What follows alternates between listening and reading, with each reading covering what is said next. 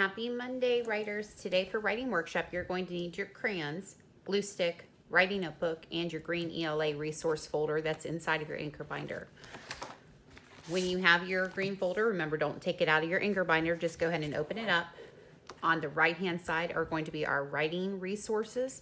So today you're going to need to take from your teach page section the first 2 pages that say run-on sentences. So make sure that you look closely at what Mrs. Ling is demonstrating so you can take out the correct teach pages. Make sure the remaining teach pages are paper clipped together, placed back in the folder. Then take out your stack of practice pages and take out only the first one today that says fixing run-on sentences.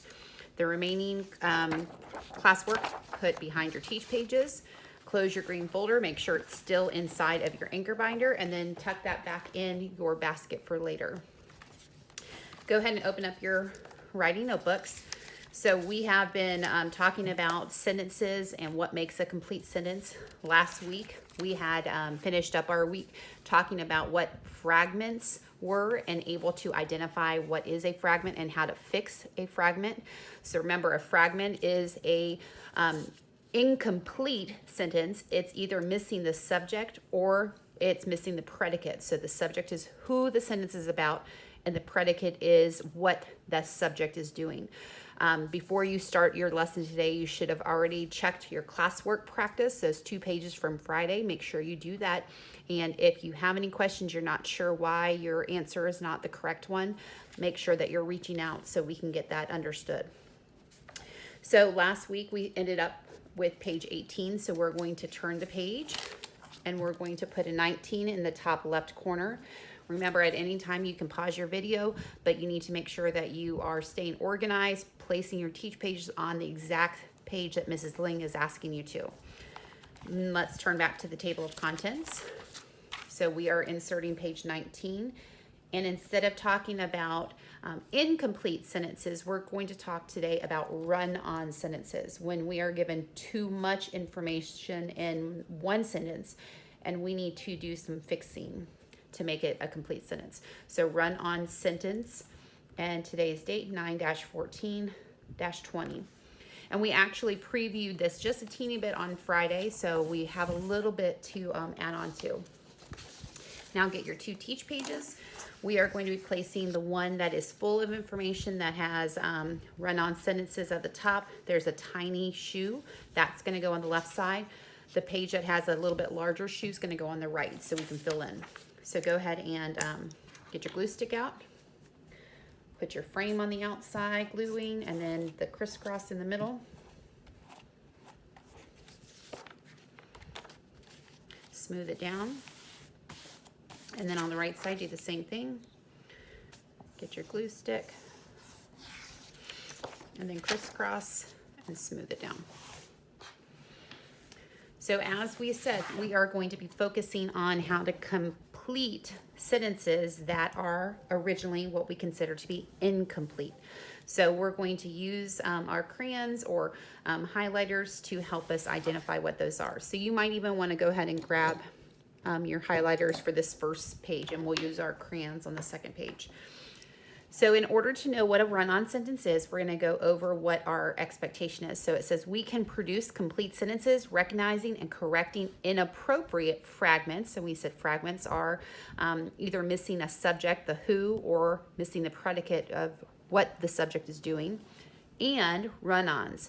So we're focusing on the run-ons today. So we're going to go ahead and first start by highlighting the definition for run-on. So it says a run-on sentence is 2 complete sentences that run together. So when we think of the description for run-on, well, 2 complete sentences that run together. So we're going to box that word run. We're going to go back also with a second color and just highlight the title. So run-on sentences. So we're going to do some practice on how to identify and then how to fix these. So the first example is I like blueberries, I don't like bananas. So we're going to talk about what needs to go between the 2 complete sentences. So it's 2 separate thoughts. So it says I like blueberries, I don't like bananas. So we need to think of what can we put between these two complete sentences to make it appropriate or complete in itself. So it says, how can I fix a run-on sentence? So I'm going to highlight that because these are going to give us our strategies of fixing this particular run-on. So the first thing I can do is I can separate them into two sentences, and they give us the example. I can have a simple sentence of I like blueberries, and then I have a second simple sentence, I don't like bananas. So we're going to underline the strategy for the first way to fix is separate them into two sentences, and we consider that to be simple sentences because they don't give us a lot of information. The second strategy to fix is I can create what we call a compound sentence. So we're going to underline create a compound sentence by using conjunctions. And conjunctions are very special words that join our two complete sentences together. So they sound a little bit more complete. And we're going to be talking about conjunctions, and we specifically call these our fanboys. Fanboys are letters that stand for a word that we can use to join. So these are our joining words. So they're called a conjunction. So the letters of fanboys we're going to place to the side. So I'm going to use my highlighter just to highlight the first letter going down. And just like almost like an acrostic poem, the letters stand for words. So the F stands for the word for. The A stands for the word and. N is the word nor. B is the word but. O is the word or. Y is yet. S is so. So for, and, nor, but, or, yet, so. So these are the words that we can place between two complete sentences that are originally in one to separate our thoughts, and we join those together with the conjunctions.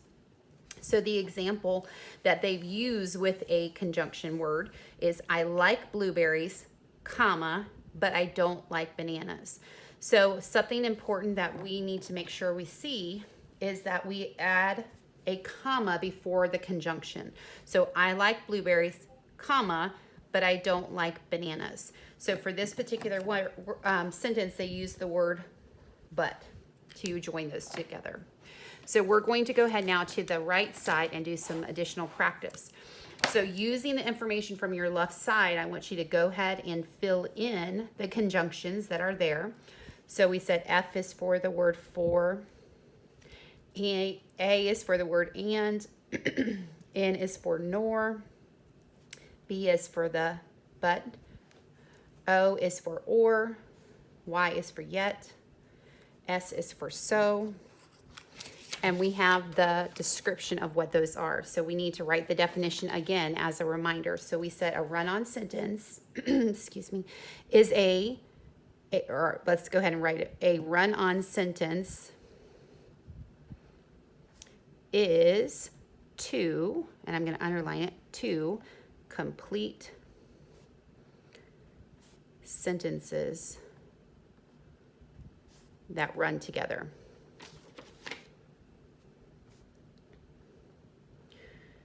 Period. And we could find that information they were utilizing from our teach page on the left.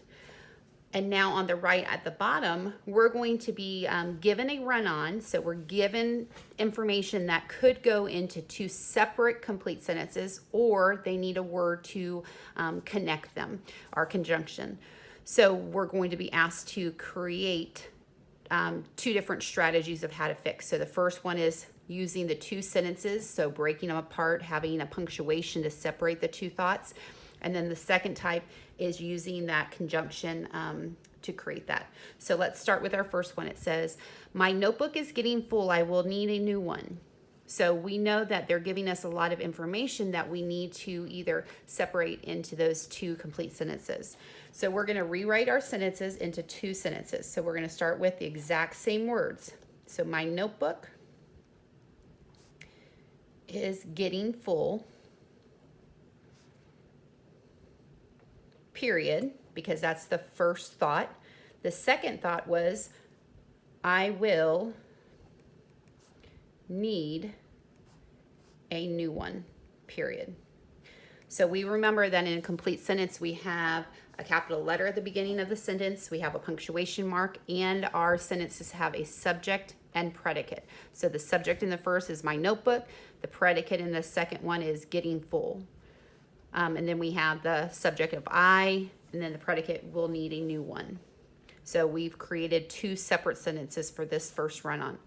The second run-on says, the trial started yesterday, it lasted for a long time. So once again, using the strategy of creating two simple sentences, we're going to start with the information, the trial started yesterday, period. And then the second piece of information, we're going to now start with the word it, but we're going to capitalize it since the beginning of another complete sentence. It lasted for a long time, period. So we took this run-on sentence and created two simple sentences from it. The third run-on is a customer bought a tennis racket. It was expensive. I want you to go ahead and try to practice this on your own by pausing the video. Once you've created your two simple sentences, then go ahead and push play so you can check to see if you've done it correctly. Now that you should have paused and practiced, we are going to go check your work. So originally it was a customer bought a tennis racket. It was expensive. We're going to start the first sentence is a customer. Make sure you have your capital at the beginning. A customer bought a tennis racket, period. And then we start our second simple sentence. So we have to capitalize, it was expensive. So once again, we had a run-on to begin with, so I'm going to use my highlighter just to highlight the title of the column, run-on. And then the second column was making a correction to that run-on by creating the two sentences. And we're going to even write the word simple sentence. That just means that it's a smaller thought. The next strategy that we're going to practice together is, once again, being given a run-on, but this time instead of creating two simple sentences, we're going to create a compound sentence by using one of the words from our conjunctions, fanboys. So we're going to write fanboys, and then we're going to just remind ourselves that these are our conjunctions. So the run-on sentence says, the roses were beautiful, they filled up the room. So we're keeping everything within one sentence, but we have to add a word from fanboys to join the two thoughts together. So we're going to start the complete sentence with a capital again. So we're starting with the roses. Remember, we're not adding anything else to the sentence. We're just adding a conjunction, one word. The roses were beautiful.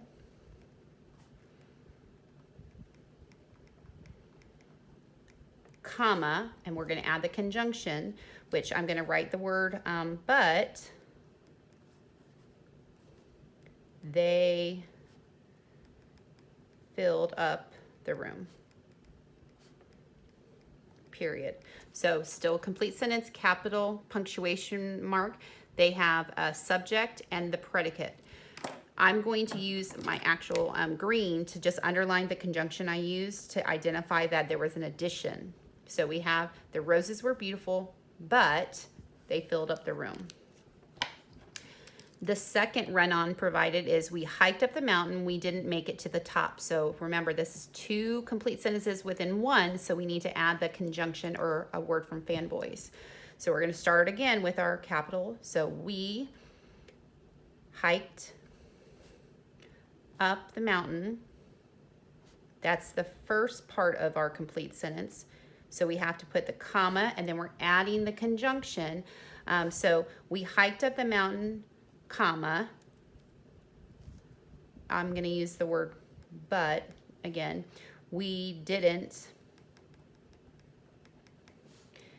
make it to the top.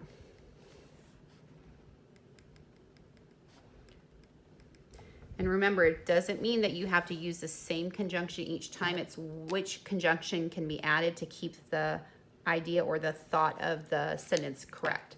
So we hiked up the mountain, comma, but we didn't make it to the top. The last one I want you to practice on your own. So you're going to pause the video in a moment.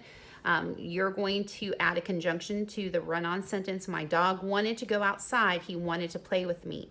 So think of which of those words from Fanboys could we insert to create one complete sentence, but having the same thought behind that sentence. So go ahead and pause and then push play when you're ready to check.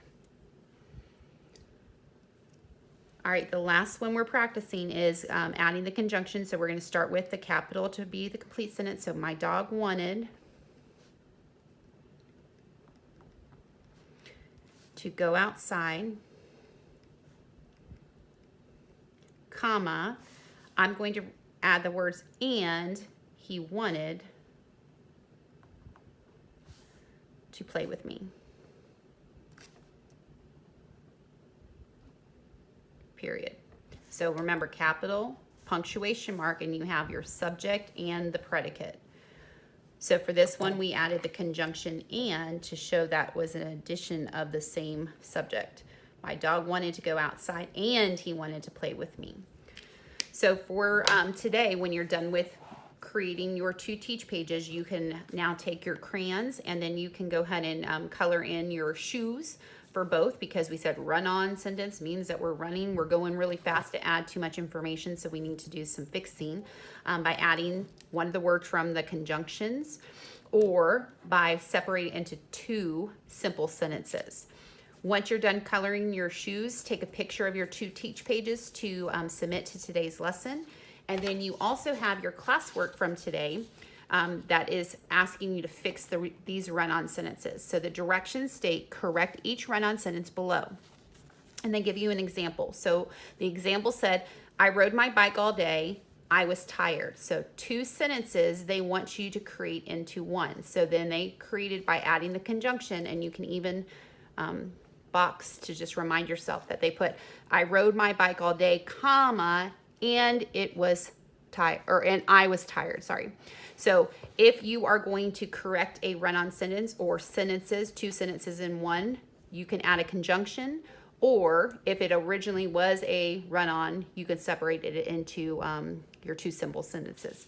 So complete your 10 practice problems, take a picture, and then submit to today's lesson as well.